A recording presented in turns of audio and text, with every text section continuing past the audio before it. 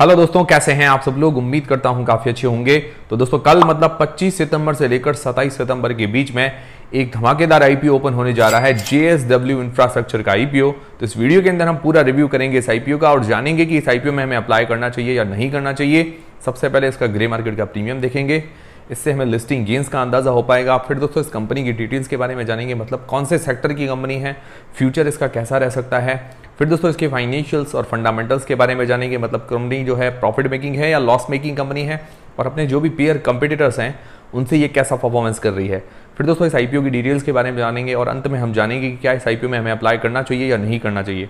सारी चीज़ें हम क्लियर करेंगे इस वीडियो के अंदर। सबसे पहले बात करें इसके ग्रे मार्केट के प्रीमियम की। तो दोस्तों अभी इसका ग्रे मार्केट का प्रीमियम देखें तो 20 रुपये पर शेयर चल रहा है।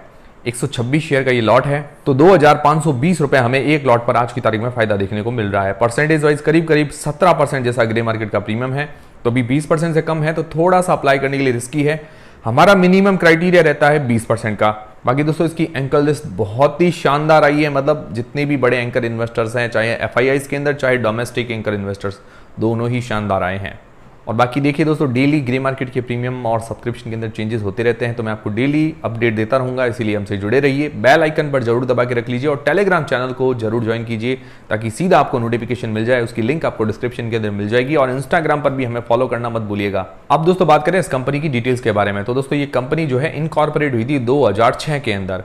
ये सिमिलर टाइप की कंपनी है, जैसी अदानी पोर्ट्स है उसी टाइप का इसका काम है। आपको काफी लोगों को तो समझ में आ गया होगा। और अदानी पोर्ट्स जो है वो इनकॉर्पोरेट हुई थी 1998 के अंदर और ये हुई 2006 के अंदर। और दोस्तों अदानी पोर्ट्स के बाद ये सेकंड लार्जेस्ट पोर्ट ऑपरेटर है इंडिया के अंदर। मतलब जो भी पोर्ट किसको कहते हैं, बंदरगाह, जहां पर शिप वगैरह होते हैं, वहां से सामान वगैरह आता है, विदेशों से अलग अलग देशों से सामान आते हैं अलग अलग टाइप के।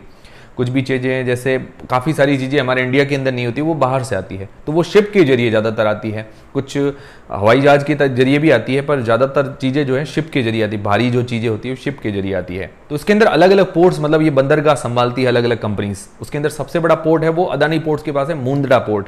तो इसके अंदर इसका काम है कार्गो हैंडलिंग, स्टोरेज सॉल्यूशन देना पड़ता है। तीसरा लॉजिस्टिक सर्विस, ये सारी सर्विसेज ये प्रोवाइड करवाती है। अभी इसके पोर्ट्स पर जो ज़्यादातर चीज़ें आती है, जैसे कोयला है, आयरन ओर है, और गैसें एलपीजी वगैरह है, शुगर, स्टील और खाने वाला एडिबल ऑयल, ये सारी चीज़ें आती है। अब इसके पास टोटल आज की तारीख में 9 पोर्ट है, 9 पोर्ट्स हैं इंडिया के अंदर। इसकी कैपेसिटी है 158 मैट्रिक टन पर एनम।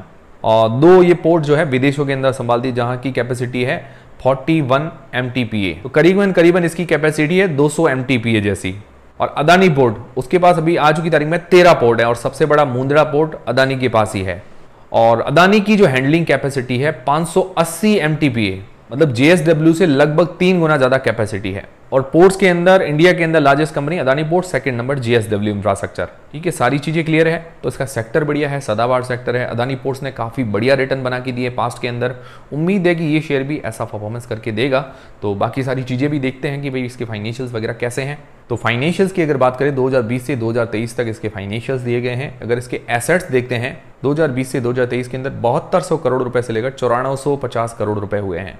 ठीक है, एसेट में ग्रोथ। फिर इसका जो रेवेन्यू है 1237 करोड़ से 3372 करोड़ रुपए जैसा हुआ, लगभग 3 गुना जैसी ग्रोथ है 2020 से 2023 के अंदर। फिर इसका प्रॉफिट 196 करोड़ से 750 करोड़ रुपए के आसपास हुआ, लगभग 3.5-4 गुना जैसी ग्रोथ है। तो रेवेन्यू प्रॉफिट के अंदर बहुत अच्छी ग्रोथ है। फिर इसकी नेट वर्थ बढ़ी है और इसके हाथ में रिजर्व कैश है 3645 करोड़ रुपए के। और इसके ऊपर जो आज की तारीख में उधारी है 4243 करोड़ रुपए की। पिछले साल से इसकी उधारी थोड़ी सी कम हुई है। और इसका डेट टू इक्विटी रेशियो है 0.43 का, जो कि ठीक है। बाकी अगर इसके हाथ में रिजर्व कैश देखें, इसका एनुअल प्रॉफिट देखें, तो ये अपना डेट चुकाने की कैपेसिटी रखती है। उसके अलावा आईपीओ से जो पैसे जुटाएगी उससे 880 करोड़ रुपए इसके डेट चुकाने के लिए अंदर काम आएंगे। तो ये काफी अच्छी बात है। तो फाइनेंशियली स्ट्रांग नजर आ रही है। फिर दोस्तों इसका प्राइस टू अर्निंग्स रेशियो निकालते हैं तो करीबन 29 के आसपास का निकल कर आता है। और अदानी पोर्ट्स का जो प्राइस टू अर्निंग्स रेशियो है करीब 36 के आसपास का। और जेएसडब्ल्यू की जो 2023 के अंदर इनकम है 3372 करोड़ रुपए, 3372 करोड़ रुपए। और अदानी पोर्ट्स की जो इनकम है 2023 के अंदर 22,450 करोड़ रुपए। मतलब अदानी पोर्ट्स रेवेन्यू के मामले में 7 गुना बड़ी कंपनी है जेएसडब्ल्यू इंफ्रास्ट्रक्चर से। और अदानी पोर्ट्स से ये थोड़ी सी ही सस्ती वैल्यूएशंस पर आ रही है, ज्यादा सस्ती वैल्यूएशंस पर नहीं आ रही है। उम्मीद थी कि भाई थोड़ा और सस्ता कर देते तो और बढ़िया होता, पर ठीक है, अभी भी महंगी वैल्यूएशंस नहीं है। ROE 18.33% की, ROC 19% की और रिटर्न ऑन नेट वर्थ भी करीबन 18% के आसपास। तो बढ़िया है, 15% से ऊपर के हैं। तो फाइनेंशियली और फंडामेंटली भी ठीक कंपनी नजर आ रही है। फिर दोस्तों इस आईपीओ की डिटेल्स के बारे में जानते हैं। तो दोस्तों ये आईपीओ 25 सितंबर से लेकर 27 सितंबर के बीच में ओपन रहेगा। 113 रुपए से लेकर 119 रुपए इसका प्राइस बैंड रखा गया है। 126 शेयर का ये लॉट है और इसका जो इश्यू साइज है करीबन 2800 करोड़ रुपए का, जिसके अंदर फ्रेश इश्यू पूरा का पूरा फ्रेश इश्यू है 2800 करोड़ रुपए।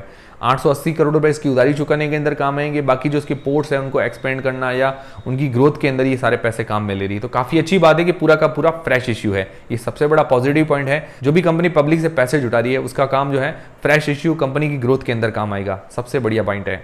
और इसके अंदर रिटेल पोर्शन 10% का रखा गया है, ये मुझे समझ में नहीं आया। और इसकी जो लिस्टिंग डेट है वो है 6 अक्टूबर को और 5 अक्टूबर को मेरा जन्मदिन है और 5 अक्टूबर को शायद दृश्यम फिल्म का कुछ सीन भी हुआ था। तो दोस्तों ये हो गई पूरी आईपीओ की डिटेल्स। अब दोस्तों सबसे मेन सवाल ये आता है कि क्या इस आईपीओ में हमें अप्लाई करना चाहिए या नहीं करना चाहिए। तो उससे पहले दोस्तों आपके पास या आपके फैमिली मेंबर्स में किसी के पास भी डीमेट अकाउंट नहीं है, बिल्कुल फ्री में डीमेट अकाउंट खुलवाने की लिंक आपको डिस्क्रिप्शन के अंदर मिल जाएगी। तो सबसे पहले बात करें लिस्टिंग गेन्स के हिसाब से, तो अभी देखा जाए तो दोस्तों ग्रे मार्केट का प्रीमियम अभी थोड़ा सा कम चल रहा है, मतलब 15 से 17% के आसपास है। हमारा मिनिमम क्राइटेरिया 20% का रहता है, बट फिर भी इसका ग्रे मार्केट का प्रीमियम ठीक चल रहा है, धीरे धीरे करके बढ़ रहा है। पहले 10% के आसपास था, आज की तारीख में 17% है, तो डिमांड बढ़ी है। उसके अलावा इसकी एंकर लिस्ट बहुत ही अच्छी आई है। इसके अंदर बड़े बड़े FIIs की बात करें या डोमेस्टिक जितने भी एंकर इन्वेस्टर्स की बात करें, सारे इसके अंदर शामिल हुए हैं, जिसके अंदर government of Singapore, Morgan Stanley, Goldman सैक्स, HSBC, बैंक ऑफ जापान और भी कई बड़े बड़े FII शामिल हैं। फिर डोमेस्टिक म्यूचुअल फंड्स या लाइफ इंश्योरेंस के अंदर कहें तो SDFC, SBI, ICICI, Tata, LIC, ये सारे बड़े फंड शामिल हैं। एंकर लिस्ट बहुत ही शानदार है, मुझे लगता है इस हिसाब से इसकी ग्रे मार्केट के अंदर भी डिमांड अच्छी रह सकती है और उसके अलावा लॉन्ग टर्म में भी जमकर हमें फायदा दे सकता है। फिर दोस्तों बात करें लॉन्ग टर्म के हिसाब से, तो लॉन्ग टर्म के हिसाब से इसका सेक्टर काफी बढ़िया नजर आ रहा है। अदानी पोर्ट्स के बाद सेकंड लार्जेस्ट कंपनी, मतलब पोर्ट ऑपरेटर है सेकंड लार्जेस्ट इंडिया के अंदर। और अदानी पोर्ट्स के शेयर की भी अगर बात करें तो उसने भी 15-16 साल के अंदर करीबन 20 गुना जैसे रिटर्न बना के दिए हैं, तो उसने भी काफी बढ़िया रिटर्न बना के दिए हैं और इससे भी उम्मीद है कि ये भी ऐसा रिटर्न बना के दे सकता है। फिर फाइनेंशियली भी देखिए तो फाइनेंशियली भी स्ट्रांग है, रेवेन्यू प्रॉफिट के अंदर अच्छी ग्रोथ है, इसकी ROE ROC भी अच्छी है, वैल्यूएशंस वाइज भी ज़्यादा महंगा नहीं है, थोड़ा और सस्ता हो सकता था। बाकी इसको अपना जो डेट है वो थोड़ा धीरे धीरे करके कम करना पड़ेगा। बाकी एज सच कोई ज़्यादा नेगेटिव पॉइंट्स नहीं है, पॉजिटिव पॉइंट्स इसके अंदर ज़्यादा है। तो मुझे ऐसा लग रहा है कि भाई लॉन्ग टर्म में काफ़ी अच्छा परफॉर्मेंस कर सकता है। पर्सनली मेरा विचार है इस आईपीओ में अप्लाई करने के लिए और पर्सनली मैं अप्लाई भी करूंगा तो लॉन्ग टर्म के लिए करूंगा, मतलब इसके अंदर कुछ शेयर काफ़ी साल तक होल्ड करने का सोचूंगा अगर अप्लाई करूंगा तो। अभी मेरा फाइनल डिसीजन नहीं दे रहा हूं, बट फिर भी जो मुझे एंकर लिस्ट आई है या मैंने कंपनी जब तक रीड की है उस हिसाब से मैं अप्लाई करने का मेरा पूरा मन बन रहा है। और बाकी कितनी एप्लीकेशंस लगाएंगे ये आने वाले टाइम में पता चलता जाएगा, मैं आपको बताता रहूंगा। तो दोस्तों ये था मेरा पर्सनल व्यू। अब आपका क्या व्यू है, आपका क्या डिसीजन है, वो भी मुझे कमेंट करके जरूर बताइएगा। मुझे देख के कोई भी डिसीजन आप मत बनाइएगा, जो भी डिसीजन लें अपनी रिस्क और अपना एनालिसिस लगा के लें। और आप लोग क्या करने वाले हैं, लॉन्ग टर्म के लिए अप्लाई करेंगे या लिस्टिंग गेन्स के लिए। और ये वीडियो देखने के बाद आपकी जो भी स्ट्रेटजी है इस आईपीओ पर वो क्लियर हुई है तो वीडियो को एक लाइक जरूर करें, चैनल को सब्सक्राइब कर लें। मिलते हैं दोस्तों अगले वीडियो के अंदर।